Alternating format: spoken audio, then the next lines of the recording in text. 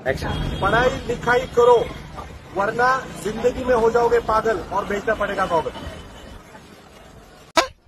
अरे काहीतरी चांगलं कर जीवनात, नाही जनाची तर मनाची तर ठेव। जेलमध्ये आरोपी लोक साबणाला असं छिद्र का पाडतात, त्याचा काय उपयोग करतात? त्या आरोपीच्या साबणीला छिद्र आहे हा मोठा प्रश्न नाहीये। प्रश्न हा आहे की त्याची साबण तुझ्याकडेच का आली? अरे ज्याची साबण आहे त्याला परत कर, नाही तर तो साबणाच्या शोधात तुझ्याकडे येईल आणि साबण राहू दिलं आणि तुला घेऊन चालत येईल। तर नमस्कार मंडळी, आपण आज बोलणार आहे काय नावाचं ॲडव्होकेट वाजेद खान याच्याबद्दल। हा पेशानं वकील आहे पण काम दलालीचे करतो। हा नेहमी गुन्हेगारीला प्रमोट करतो, कारण की त्याला माहिती ना बाबा गुन्हेगाराकडे पैसे आहे म्हणून जास्त पैसा करता अजून किती खाली पडशील। बरोबर, मग असंच दुसरे जर गुन्हेगार नसतील आणि तुमच्याकडे आलेली केस जर गुन्हेगारीची असेल तर अशा वेळेला तुमच्या मनात हा प्रश्न येत नाही का समोरचा माणूस निर्दोष आहे तर त्याला कोर्टाला घेऊन किंवा न्याय व्यवस्थेला घेऊन त्याच्या मनामध्ये हा प्रश्न निर्माण होईल का की आपल्यासाठी इथे काहीच बनलं नाहीये जेव्हा की आपण स्वतः निर्दोष आहोत? नाही, मला असं काही नाही वाटत। मला वाटतं त्याचे काम आहे, त्याची आलेली केस आहे घ्यायची आणि लढायची। मी वकील आहे, मी हाडा मासाचा वकील आहे, मी आतून सुद्धा वकील आहे, माझा आत्मा सुद्धा वकील आहे, मी ती लढणारच।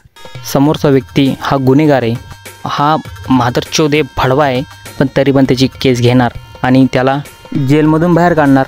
अशाच वकिलामुळं जे दिनदबडीचे वकील आहे त्यांच्यामुळं आरोपी आज रस्त्यावर असा खुलेआम फिरतोय।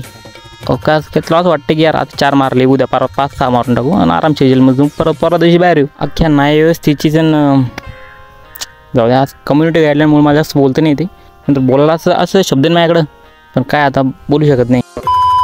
हा माणूस फेमस होण्यासाठी काय पण करतोय, एकीकडं गौतम पाटीलला हात जोडतोय आणि दुसरीकडे त्याच्यावरच केस करतोय। मॅडम ह्या चुतीला ओळखला का तुम्ही? हो ना, हा तर तोच चुती आहे ज्याने माझ्यावर केस केली होती। तर पोलिसांनी जी नोटीस दिली त्या नोटीस नंतर गौतमी पाटील आतापर्यंत पोलीस स्टेशनला हजर का नाही झाली? कारण नोटीस पोलिसांनी दिली म्हटल्यावर त्याचं उत्तर देण्यासाठी, जबाब देण्यासाठी हजर होणं आवश्यक होतं। दुसरं, ते जे काही कुटुंब आहे त्यांच्या घरी मानलेला भाऊ पाठवला, आर्थिक मदत पाठवली, हे झालं 353 म्हणजे शासकीय कामात अडथळा। हे जे वकील साहेब आहे जे तर नाही थांबले, यांची दुसरी स्टेटमेंट बघा काय। मी सांगितलं की मी फॅमिली मॅटरमध्ये महिलांकडून केसेस घेत नाही, कारण त्याची 3 कारण आहेत। पहिला, महिला ह्या भावनिक असतात, त्यांची केस लढताना जसं पुरुष फ्रीडम देतात की सर तुम्ही आमची केस लढा, तुम्ही तुमच्या पद्धतीने लढा, महिला कन्फ्युज असतात, मला नांदेड जायचंय का, नाही जायचंय का, नाही असंच आहे का, माझं तसंच आहे का, किंवा सासूचं पण नाव टाकायचंय, सासाचं नाव टाकायचंय। म्हणजे आरोपी, माझं काय म्हणणं असतं की फॅमिली मॅटरमध्ये नवऱ्याने गुन्हा केलाय ना, नवऱ्याचीच कंप्लेंट करायची, नाही आम्हाला ह्याचं पण नाव टाकायचंय, आम्हाला त्याचं नाव टाकायचंय। म्हणजे आजच्या काळात तर अतिशयोक्ती एवढी झालीत की घरातील कुत्रे आणि मांजरे यांचीच नावं उरतात टाकायची। पुरुषांच्या बाजूने असं कधी होत नाही? पुरुष जास्तीत जास्त फ्रीडम देतात, फीसला सुद्धा टेन्शन घेत नाहीत, त्यांचं रड गाणं नसतं। परंतु महिलांचं काय असतं की त्यांची मानसिकता ही असते, नाही सर मला याचंही नाव टाकायचंय, मला त्याचंही नाव टाकायचंय, मला असं आहे तसं आहे, त्या भावनिक असतात। त्यामुळे मी शक्यतो महिलांच्या केसेस टाळतो। अरे सांग ना, बाया पैसे देत नाही म्हणून असं रडगारंग काय करतो बायावानी तू? मला असं वाटत होतं की वकील लोकांना खूप काम असतात, पण याच्याकडे पण असं वाटतं की सगळे वकील बेरोजगार आहेत कारण काय? कारण की इंस्टाग्राम उघडलं की हाच माणूस दिसतो, सदा कॉप इंस्टाग्राम उघडलं की हाच काय अंदरले यार थोडं काम कर।